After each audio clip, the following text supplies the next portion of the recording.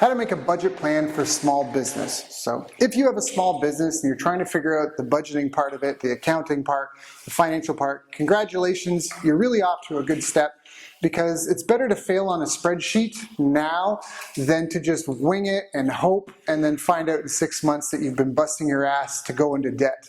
So it's way better to figure that out now. And so the concept of creating a budget and planning, it's the same thing. It's really, because money is to a business what gasoline is to a car. So the planning process is really where you want to sit down and go, okay, what finances do we have available? What income? What are the income sources? Is there a lump sum of cash that's available somewhere? Okay, take inventory of all that. Take inventory of what your fixed expenses would be. If you don't know, you need to look them up. Again, this is all part of the planning process. There's no real easy shortcuts. You can get software that can help with some of this by making suggestions on what expenses might be. But really, at the end of the day, you're accountable for making sure that all these projections and guesses are accurate.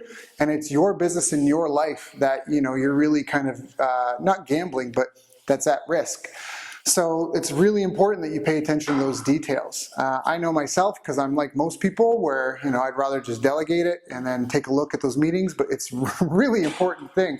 So you inventory your income and what cash reserves you have or other resources and assets. Not all things are finances, but maybe they have a value associated.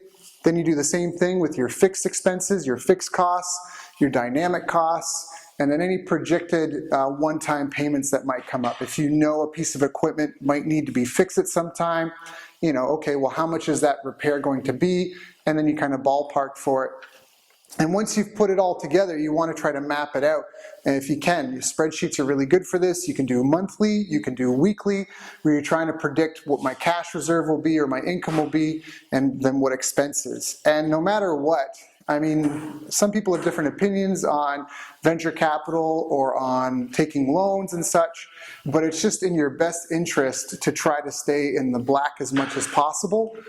Tesla is a fantastic example where they had a product and then they did a kind of a proof of concept launch where they got people to pre-order and pay $1,000. So it might be useful to use things like this where people can kind of put their foot in and pre-order something. If you're planning a budget for a new business, see if you can get some pre-orders involved first before you make a major financial commitment. A bit of a story, a town I lived in was opening up a gym. It was a big franchise, and they looked like they had bought a building and they were kind of renovating the inside, and they'd set up a trailer outside, one of those construction trailers, and they had banners all over the property, but they were also actively marketing and recruiting members, and they were offering like a pre-opening membership deal. And this went on for a couple of months, and then suddenly the whole thing had stopped. They'd packed up and moved on. And what I realized is they had set a quota for themselves and they were unable to meet it before opening day, so they just cut their losses there and then backed off and said, this isn't going to be as successful as we thought it was.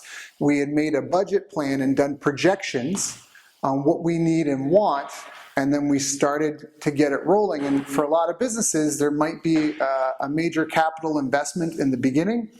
But again, you do your best to mitigate it, where people might make promises, but do they put their money down? Right? Like they put their money where their mouth is. And Tesla did that with $1,000 down payment on a car. This gym did this with a substantially discounted first year of your membership. And so find a way for you to do that, depending what kind of plan you're doing with your budget. If you've been existing for years and you just need something for the books, then just go through your historic data, map that out, and then try to make projections on it moving forward. Income versus expenses, and expenses broken down by category. And then if you really want to get specific, have a horizontal calendar where you have week by week and dates highlighted that help map all this out. And then of course, it's tough to know what's going to happen. It's tough to know if you're going to land that big deal next week or not. So you want to try to be conservative in your projections, because again, I would prefer to fail on a spreadsheet than to give myself the most hopeful, beautiful vision that is not based on reality and I can't meet. because business failures, it sucks, it's painful. You lose face into your friends and family if people depend on you, if you got staff who have medical bills for their kids or whatever, or education, parents take care of. There's a lot of pressure on it. So it's way better to do this stuff in a spreadsheet and see what it looks like, and then kind of know like what's a best case scenario, middle case scenario, nightmare scenario. And if you start going forward and you don't like the direction it's in, get help. Seek out to others for help.